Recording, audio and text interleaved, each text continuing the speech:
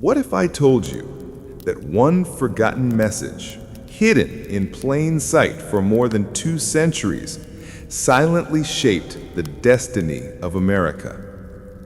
What if the most important decision in U.S. history was influenced not by a president or a general, but by a scared, hungry, half-frozen teenage messenger running through a dark forest with British soldiers behind him? The winter of 1776 was brutal. Snow covered the roads from Pennsylvania to New Jersey. An icy wind cut through every layer of clothing like a blade. The American Revolution was on the verge of collapse. George Washington's army had shrunk to a shadow of what it once was. Thousands of soldiers had deserted. Supplies were almost gone. Morale had vanished. Most men didn't even have proper shoes. Many wrapped their feet in rags, leaving bloody footprints on the frozen ground. Across the river, the powerful British Army rested comfortably in Trenton. Their weapons were clean, their bellies full, their confidence unshaken. They believed the war was nearly over. The Americans, they assumed, would surrender soon, and the rebellion would be crushed. But something happened that no history book truly emphasizes, something Washington himself never explained in full detail. On December 24th, a young messenger named Elias Harper was summoned to Washington's cold, dimly lit tent. Elias was only 17 years old. Thin, pale, exhausted, he was not a soldier, merely a courier who carried messages between commanders. When he stepped inside, he saw Washington hunched over a table, staring at a map, his eyes red with both cold and sleeplessness. Washington looked up. His voice was calm, but heavy with desperation. "Elias, I need you to deliver this by dawn, not to a general, not to a politician, but to a name that does not exist on this map." He slid a sealed letter toward the boy. There was no name on it, no official stamp, only a strange symbol impressed into the wax, an eye inside a triangle. "Who is it for, sir?" Elias whispered. "Someone who owes this land a debt older than this rebellion. If this letter does not reach him by sunrise, America will not exist." Elias did not question further. He only nodded. Outside the tent, the storm had intensified.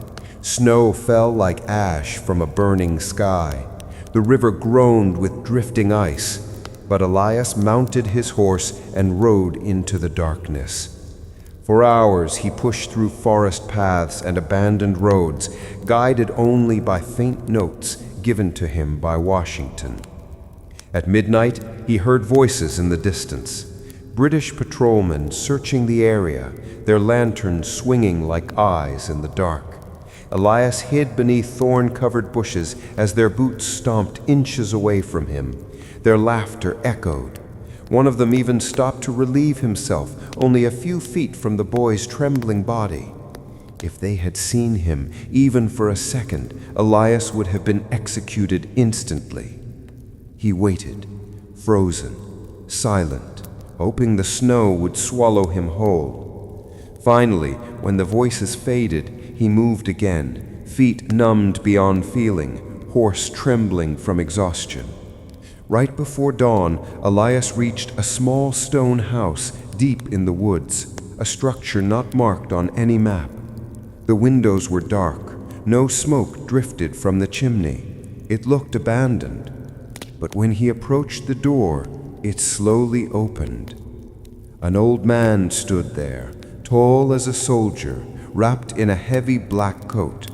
His hair was completely white, but his posture was powerful, almost unnatural for his age. His eyes, however, were the most frightening thing Elias had seen that night, sharp, alert, and filled with knowledge far too deep for an ordinary man. "You are late," the man said in a deep voice. "I rode through hell to be here," Elias replied, his fingers stiff as stone, handing over the letter. The man studied the seal, the strange eye and the triangle, and sighed. So, he is finally ready. He broke the seal, read the letter slowly, then looked up at the eastern horizon, where the first pale light of dawn bled into the sky. "Tell Washington this," the man said. "The enemy believes the storm is their ally. They are wrong. Ice can be a bridge if it is walked upon with courage. He must cross the river tonight. The storm will blind the British. History will be written on frozen water." Who are you?" Elias dared to ask.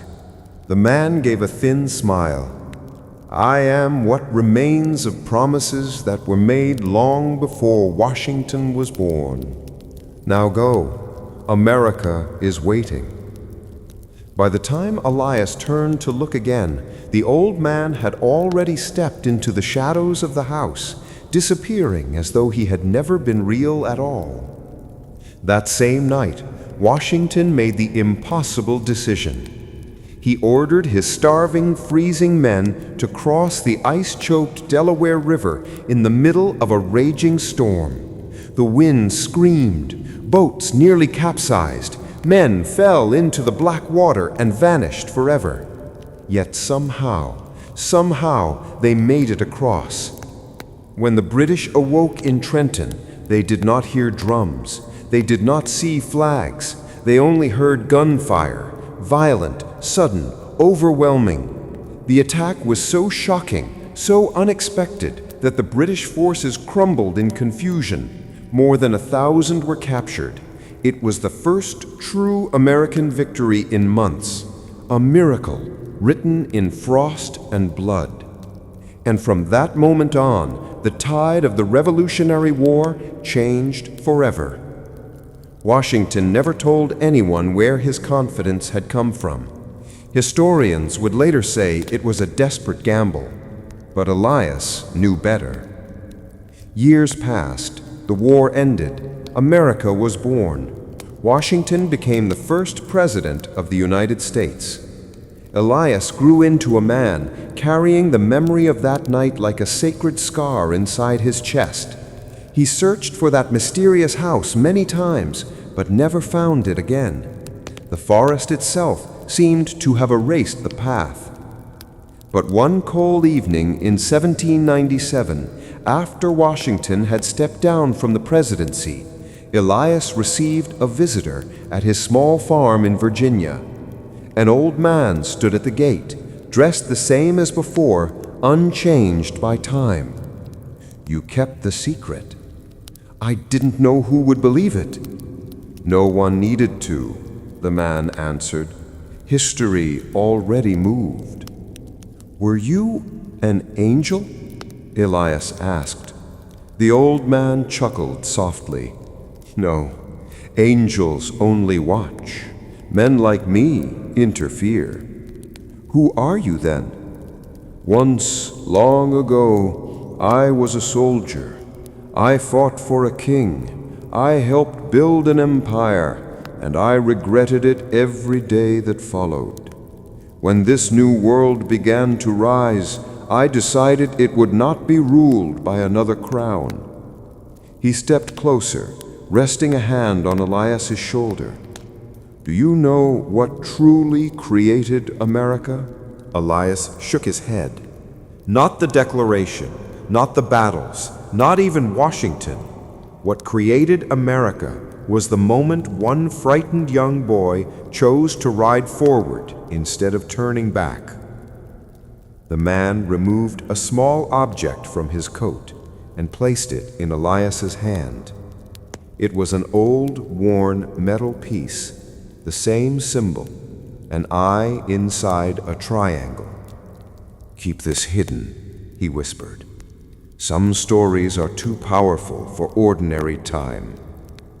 Then, as the sun dipped below the horizon, the old man walked away, and somehow, just like before, distance swallowed him before he reached the road. Years later, long after Elias himself had grown old, his grandson discovered a yellowed journal buried beneath the floorboards of the farmhouse. Inside it was every detail of that winter night: the storm, the soldiers, the house, the impossible man. At the very end of the journal was a final sentence written in trembling ink. The world will remember Washington. History will record the generals. But America was born because someone unseen refused to let the light die in the dark. To this day, somewhere in the forests of the northeastern United States, locals claim there is a stone house that appears only in the harshest winter storms. Travelers say a strange old man sometimes stands near the door, watching the sky, as if waiting for another young messenger, another lost nation, another frozen moment where the fate of millions rests in the hands of the forgotten. And maybe, just maybe, the next time a storm howls through the American night, he will open that door again.